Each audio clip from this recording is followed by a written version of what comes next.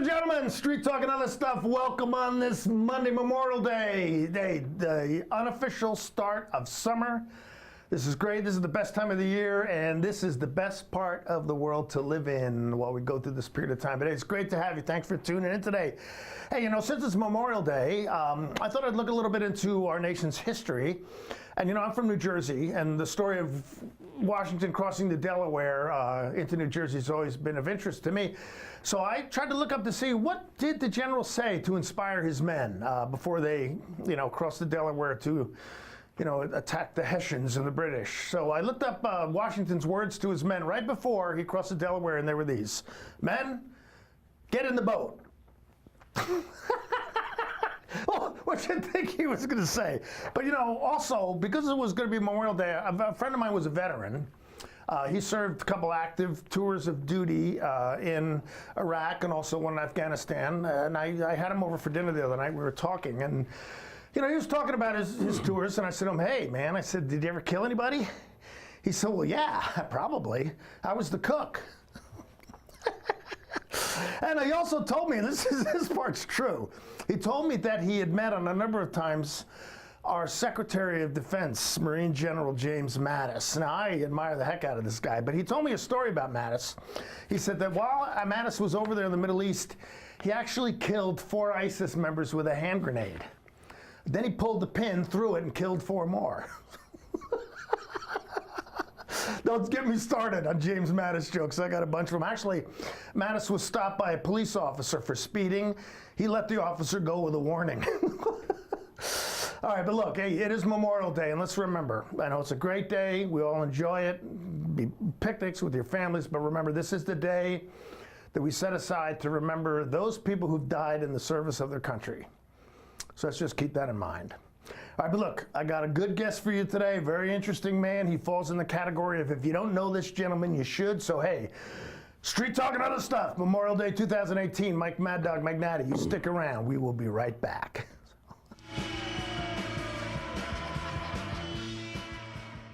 If you're stuck trying to find the perfect beer for you, look no further than Badger Mountain Brewing.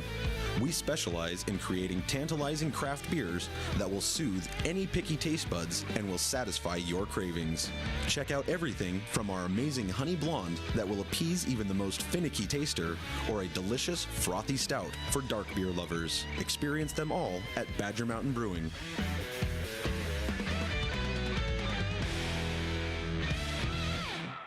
I'm Jenny Rojanasatian, and this is Guada TV. Every week we will be bringing you a first look at North Central Washington business, tech, and education news. You'll hear from local influencers and innovators who live right here in the Valley. Together, we'll discuss hot topics, current events, and resources that can support your business, our schools, and this community. Join me every week, and let's get inspired.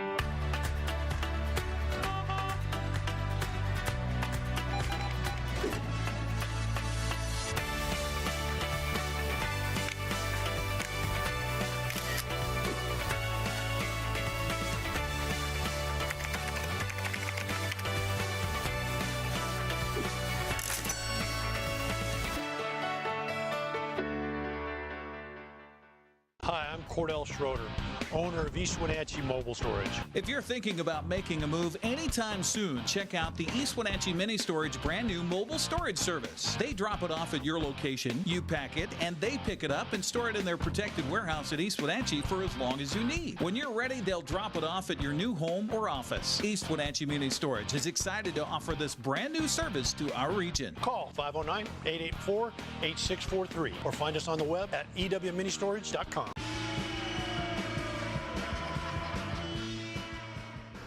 Okay, welcome back. Street Talk and other stuff. Mike Mad Dog Magnati. I am very proud to introduce this man, my friend, Mr. Jac Cates. Jack. Thanks, Mike, for having me. Well, I appreciate it. Thanks for coming on, you know. Yep, appreciate it. We've talked a lot on Facebook. We've been Facebook friends for a long time, and this is, you know, we've met family members, but I think this is the first time you and I actually have come face to face. Right, we just see each other at the gym or whatever. That's right, exactly, exactly. Well, yeah, it's been, I forgot to go to the gym today. That's okay. 4 years in a row. We all have off days. All right, so Jack, who is Jack? Tell us a little bit about yourself. You know, family interests. You know, just some personal background, that type of thing. Sure. Well, I'm the oldest of 5 children. Oh, okay. All right. And I have a sister that's a teacher. My brother lives down in Arizona, and he's a property developer. Okay. Where's your sister teach? She teaches special education. Okay. Where? Here? At Royal City. Oh, Royal City. Okay. And she's getting her doctorate right now to be an administrator. Oh, good for her. Yeah. And then my stepbrother, he is an executive with one of the rail companies. I believe it's Southern Pacific or something like that, out of Las Vegas.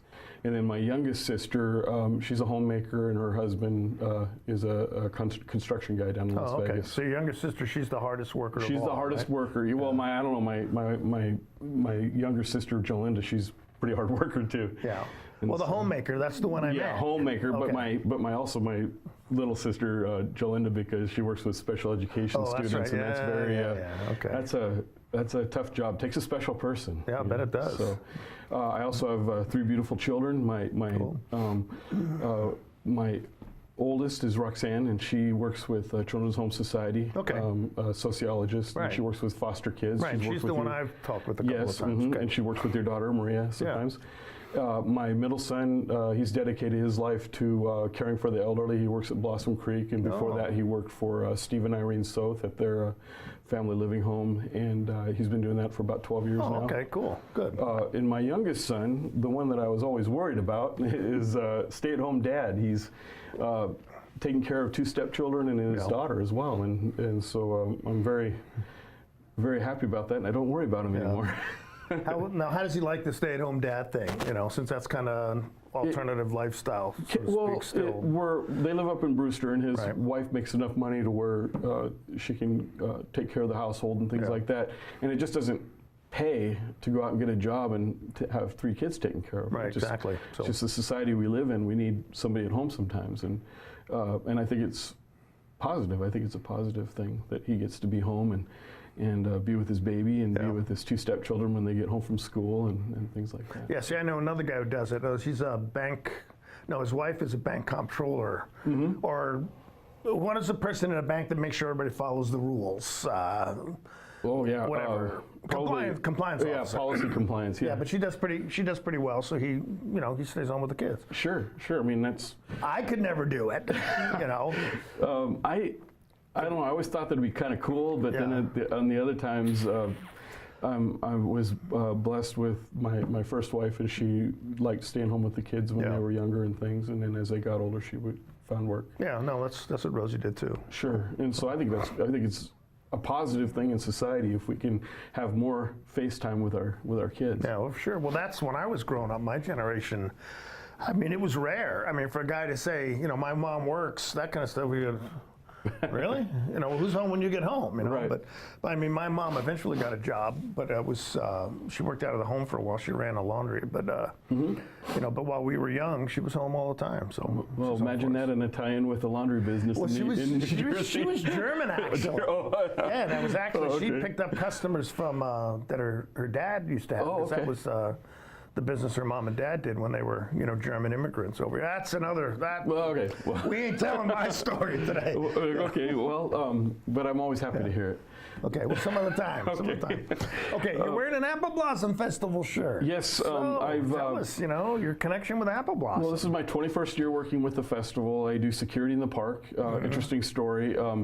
I got into a little bit of trouble when I was 29, and also interestingly enough, the arresting officer was Steve Crown. Oh, really? So our current chief, our current chief of police. Huh? Yeah, so you know, it's a perfect story of something bad happening and taking responsibility for it, and then overall, lifetime-wise, it's positive. You know, so I've been with the festival for 21 years. Yeah. I started driving the float 11 years ago, so this is my 12th. That's right. Yeah, I was going to introduce this man, and I was going to say, this man is a chauffeur to royalty, okay? Really? You have? For 12 years you've been driving the float. And as much as I try to follow the law as much as I can, I always tell people there's 50 people I happily go to jail for, and 36 of them have been on my float. Really? Oh, that's cool. That's cool. So, yeah, you know, you got to... So how did you get that gig, being the float driver? Well, the Appalarians, they have their own structured deal that they do at these festivals around the area, all throughout basically, we had some in Oregon, we don't anymore, but we have some in Canada now, and Washington State, and we're all over. And, well, they have their own structured meetings and things like this, and their hospitality deals that they go through. And so they wanted to find somebody that wasn't an Appalarian to drive the float so that they could do their thing. Because the float really is, it's an all-day thing when you're taking care of it. It's all day. You got to get it there, put it together, do judging. So you don't just drive the float, you actually transport it? You're the one who Yeah, so I drive it to the location. And I'm not the only one. Denny Cockrum is one. And then, oh goodness. I'm sorry. Well, doesn't matter. We're talking about you today. We don't care about anyway, well, I just like to mention these folks. Care about these guys. Anyway, so and they're really important to me too, because when I can't be there, they're there as well. So. But you recently said on Facebook that you had gotten a standing ovation. Oh yeah. But you didn't say what for, so I wanted to ask you about that. Well, we had our end of the year get together after the festival was over. Festival folks. Yeah, right. Yeah. All the festival folks, and the director general decided to honor me, and I had no clue it was going to happen. I was just like, well, what? The director general was Andy Kottkamp. Andy Kottkamp. That's right. Yeah. Yes, and great guy, and he. Oh yeah, Andy's a good guy. Yeah, and so we ended up going to Daffodil Festival, and at Daffodil Festival it's 3 parades, and so you got to park the truck down at the end of the route in Sumner, and then get a ride back to the hotel, and in the morning at 4:30 in the morning I got to get up and get shipped down to the deal, and he didn't know anything about this until I mentioned it. Hey, I could use some help, and he instead of being critical of it, he kind of used it as a point of reference, and hey, this guy does a lot more than what we see, which I don't even think about because I just do it. Sure. But it was cool to be recognized and to get a standing ovation with the people that I just really love. Yeah, I mean, I really love everybody. Next year's Director General Dina Bollinger. I've known her for 35 years. I'm very excited to be serving with her, and it'll be my last full year of driving the float. I'll fill in because there's some other things, interests that I want to pursue since I'm in my 50s now, and I need to catch up with with my dreams. Well, yeah, you should. Yeah, sure. I used to, talking about dreams, it really irritated me because teachers at school would always say, "Live your dream," but they wouldn't let me sleep in class. Right. What was the other one I saw about the railroad engineer? And the teacher said, "You'll never be a success if you just stare out the window and dream." And the engineers are sitting like this. Okay. Well, my boss said to me the other day, "Have a nice day," so I went home. Yeah, right. Okay, so any interesting stories about, being with the royalty, that kind of thing? I mean, because my daughter, I know that the girls do some goofy things sometimes. Yeah, I mean, my first year doing it, we had Laura DeCamp was our queen, and the girls didn't get their music together on time, and so her brother bought this mix CD. Now we use iPods, but at the time we used the CD. Yeah. And it was 70s music. It was really cool. It was like Foreigner and good stuff. Good stuff. Yeah. Well, the third song, as I was leaving, and Darcy was doing this and getting me out the door, on the parade route, was "Fat Bottom Girls" by Queen. And her eyes got about this big, and she just went and stopped. I'm gonna die. That's a good one, really. And so Darcy made you stop? No, I didn't stop. I mean, I just switched it. I said, "Are you guys trying to get me fired already?" No, that's good. That's good. Yeah. Yeah, there's a lot of we had an issue on the negative side where we had all of our girls are just gorgeous, but we had this redhead, and she was just gorgeous and gets a lot of attention. And this was in 2014, and we were going down the parade route in Seattle, and a guy actually jumped up on the float. Really? Yeah. And I had to jam on the brakes, and he kind of fell backward onto the thing, and I was, he's like, get the hell off. Really? Like, Really? Did she slap him upside the head? No, she didn't even know what was going on. It was just happened that fast. And, Really? And usually the Appalachians are there to to stop them. Yeah. Being that a lot of people are on vacation during Seafair, and so we didn't have a lot of Appalachians there that during that parade. But that's the one that before, a couple weeks before, like Kashmir or whatever, I'll say, hey, to the Appalachians, please, even if you're not going to be doing the packet, just show up for a day, do a day trip or something. I need you. And last year, to their credit, I had about 12. Oh, cool. That showed up and circled the float and gave the float some good security. Good yeah, and so so I think there is a risk, especially when you're dealing with young girls. And people have been drinking. Drinking, or even maybe in this case, it was a guy that was mentally ill. Oh, okay. And so there is a risk when you're dealing with these beautiful girls, and they get all this attention. And I don't put anybody else's royalty down, but the money that is spent making our girls just look like they're real royalty is amazing. And they do. They look great. Oh yeah, we've always, Wenatchee's got the best. Cool. And so I've, you got to be ready. So you got to be ready for the good times and maybe some tough times too. Okay, well look, there's another area I want to go with Jack, and that's a little more in this professional life, but we got to take a break. Sure. Okay, so give us a couple of minutes, folks. Street Talk and Other Stuff. I'm talking with Mr. Jac Cates today, who is the chauffeur to royalty, but also has a very interesting part of his professional life, which we're going to discuss when we come back. So hey, stick around. We'll be right back. So.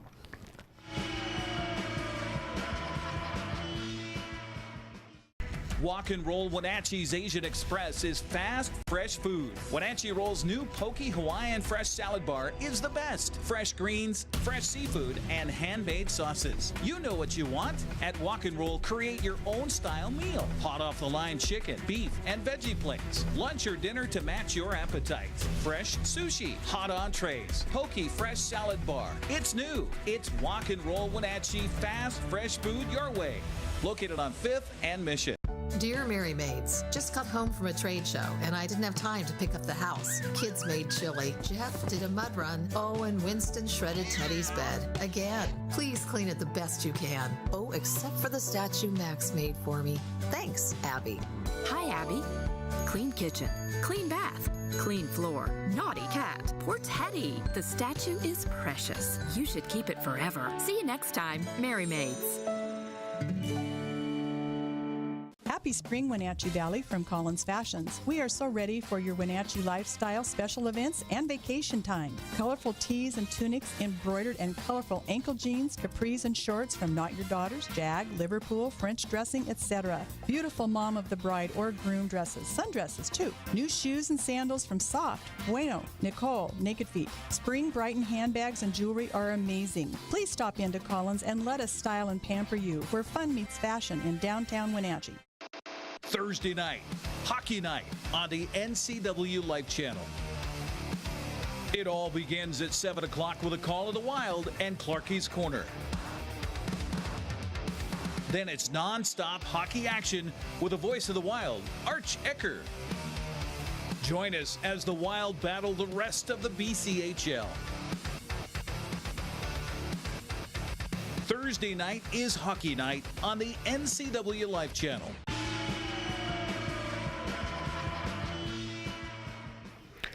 Okay, Street Talk and Other Stuff. Mike, Mad Dog Magnotti. I'm talking with Mr. Jac Cates today, and we're going to get into his professional side now. You're a employee of the Freedom Foundation. I want to get it right. Yes, sir. Okay, so tell me a little bit about that. What is the Freedom Foundation? Well, what it is we help people opt out of the political portion of their unions mainly. Okay. We also help advise people of their rights. We go sometimes door to door, and we give people information that.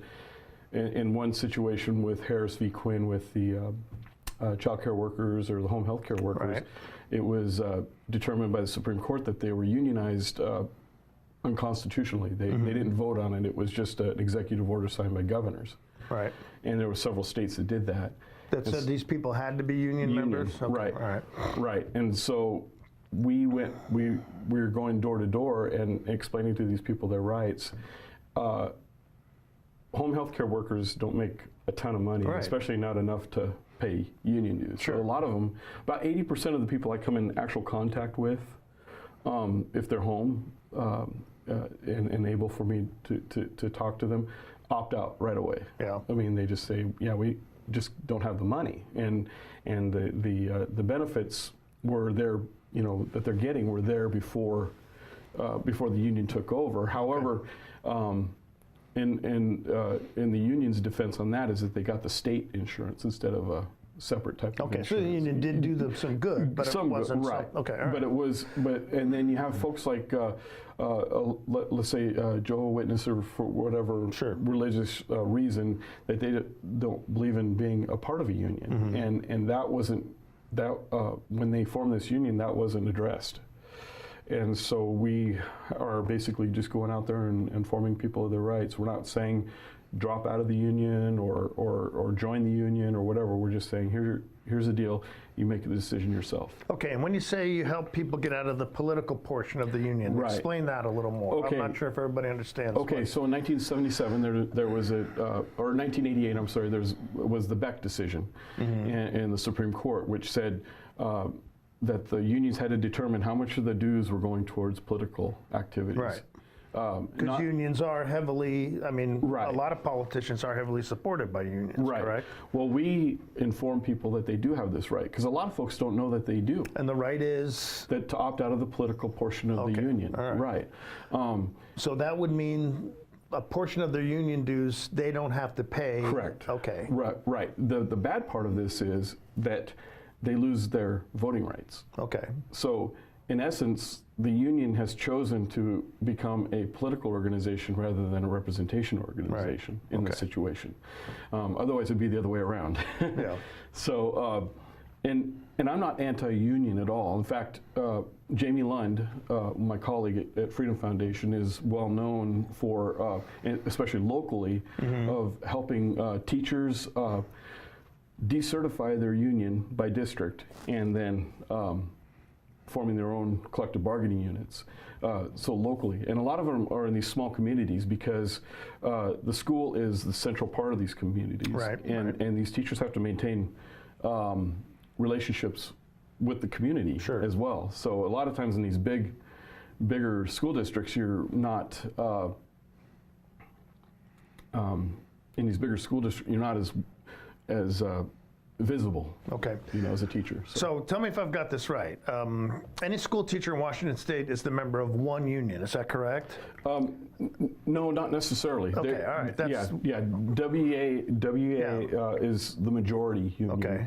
But you can decertify by district. Okay. And form your own or go with another district. Yeah, because issues in Seattle are going to be, educationally wise, are going to be much different than what's over here. Right, the needs are different. Okay, right, sure. Sure. And there was, I was telling you this earlier, when I ran a nonprofit, a couple people who were members of the teachers union, whatever it was, I thought it was the WEA, were not in agreement with the WEA's political stand on things. Correct. And I guess evidently they were allowed to opt out of some portion of their union dues as long as they were donated to a nonprofit. Actually, in that situation, they opt out of all their union dues. They don't pay anything to the union, and then goes to a nonprofit that's approved by the union. Okay, but the union has to approve the nonprofit. Correct. Okay, all right.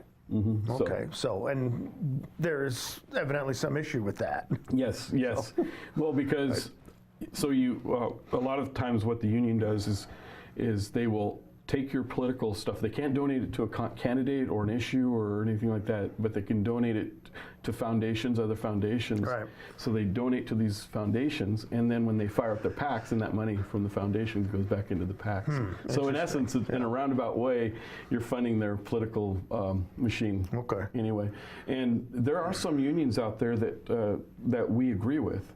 And the main ones are the ones that don't put, guilds, police guilds. They don't have, they don't donate to political issues or political candidates. Right. They might endorse a candidate, which is different from actually giving them money or whatever. But and that's perfectly fine. But but to take something out of someone's membership dues and use it for something other than representation is just wrong. Sure. And so there's two things that I'm against. I'm against Marxism and the implementation of force to force an agenda. So this is why, okay, and I know that people on the left, let's just generalize that term for now, Sure. have a lot of issue with you and your organization. Oh, yeah, But it yeah. seems to me it's more from misunderstanding of what you do, or is it? No, I think they just don't want their union, because a lot of people on the left have no problem taking money from their colleagues on the right, to support their agenda. I am well aware of that. So that and it's been legal for all these years. Yeah. And so that's what the Supreme Court case of Janus v. AFSCME is saying is, does the state have a right to force an individual into a contract? And that's what it all comes down to. And it's a First Amendment issue. It's also Article 1, Section 10 of the Constitution is also brought up in that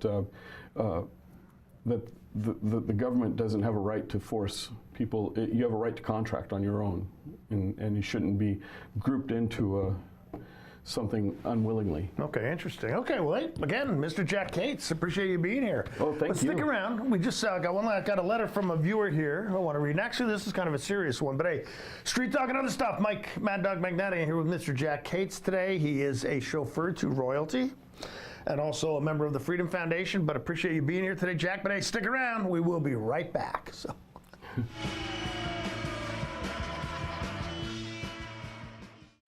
I'm Grant Olson, and you're watching the NCW Life channel. I'm Eric Grandstrom with NCW Life Sports. I'm NCW Life News Director Steve Hare. Catch us on LocalTel Channel 12. Watch us on Charter Channel 19 or stream us live on ncwlife.com. Follow us on Twitter and like us on Facebook. Where we cover the local high schools, the Wenatchee Wild, and the pro teams out of Seattle. On Saturday, we have a 90% chance of rain. Catch it all right here on the NCW Life channel.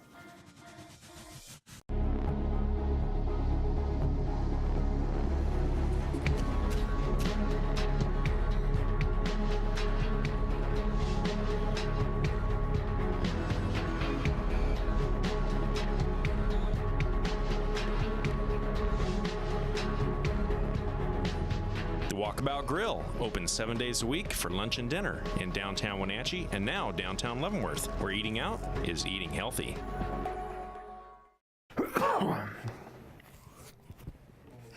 I'm back sooner than I thought, you know. But Street Talk and other stuff, Mad Dog Magnetti, I've got a letter here. Now, usually I do something called Your Probably Worthless Opinion, where people call in and criticize me. But this letter here, this guy's serious, okay? And he asks a good question. Dear Mad Dog, I think we should eliminate the death penalty. How is it wrong for me to murder someone, but it's okay for the government to do it? Well, common argument. Besides, people are good at heart, and with enough love, understanding, and compassion, anyone can be rehabilitated. I mean, people in prison are just often misguided people who have just made a mistake and should be given another chance. Even those we consider to be the worst criminals can learn to be good citizens. Don't you agree? Well, signed, empathy, not execution. Well, empathy. Okay, well, I don't necessarily agree with the death penalty. Okay, I'm not saying that. And I also don't believe everyone can be rehabilitated. If you read some interesting research by a guy named Stanton Samenow and Ms. Samuel Yockelson, nobody's ever going to read this stuff, but they talk about the criminal mind and how it's created and what can be done about it. And there is very little chance that some of these folks who by choice are behaving in a criminal way are going to change.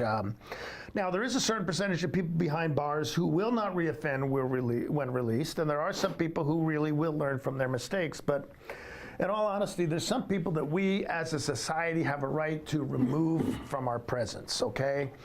And what bothers me about eliminating the death penalty is the next step will be to eventually let these people out. And that's what I have a problem with. But hey, that's it for today, Jack. Thanks for being here. Thanks for tuning in this Memorial Day. You have a great weekend. We'll see you next week. Bye-bye.